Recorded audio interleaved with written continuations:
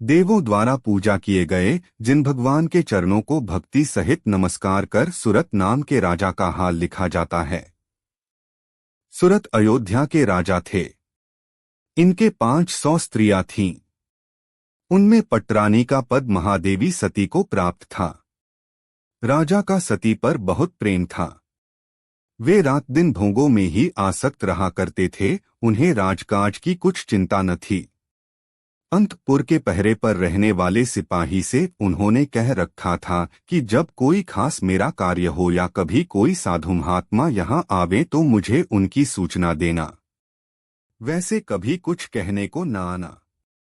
एक दिन पुण्योदय से 1 महीना के उपवास से दमदत्त और धर्मरुचि मुनि आहार के लिए राजमहल में आए। उन्हें देखकर द्वारपाल राजा के पास गया और नमस्कार कर उसने मुनियों के आने का हाल उनसे कहा। राजा इस समय अपनी प्राणप्रिया सती के मुखकमल पर तिलक रचना कर रहे थे। वे सती से बोले, प्रिय, जब तक कि तुम्हारा तिलक न सूखे मैं अभी मुनिराजों को आहार देकर बहुत जल्दी आया जाता हूँ। यह कहकर राजा चले आए।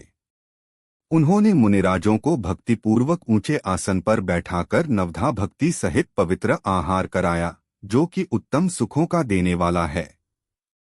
सच है, दान, पूजा, व्रत, उपवास आदि से ही श्रावकों की शोभा है, और जो इनसे रहित हैं, वे फलरहित वृक्ष की तरह निरर्थक समझे जाते हैं।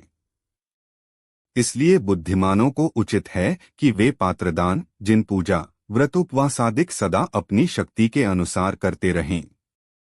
इधर तो राजा ने मुनियों को दान देकर पुण्य उत्पन्न किया और उधर उनकी प्राणप्रिया अपने विषय सुख के अंतराय करने वाले मुनियों का आना सुनकर बड़ी दुखी हुई। उसने अपना भला बुरा कुछ न सोचकर मुनियों की निंदा करना शुरू किया और खूब ही मनमानी उन्हें गालियां दी। संतों का यह कहना व्यर्थ नहीं है कि इस हाथ दे उस हाथ ले। सती के लिए यह नीति चरितार्थ हुई।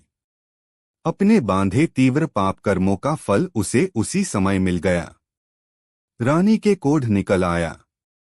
सारा शरीर काला पड़ गया। उससे दुर्गंध निकलने लगी। आचार्य कहते हैं, हलाहल विष खा लेना अच्छा है, जो एक ही जन्म में कष्ट देता है, पर जन्म जन्म में दुख देने वाली मुनिनिंदा करना कभी अच्छा नहीं। क्योंकि संत महात्मा तो व्रत, उपवास, शील आदि से भूषित होते हैं और सच्चे आत्महित का मार्ग बताने वाले हैं, वे निंदा करने योग्य कैसे हों?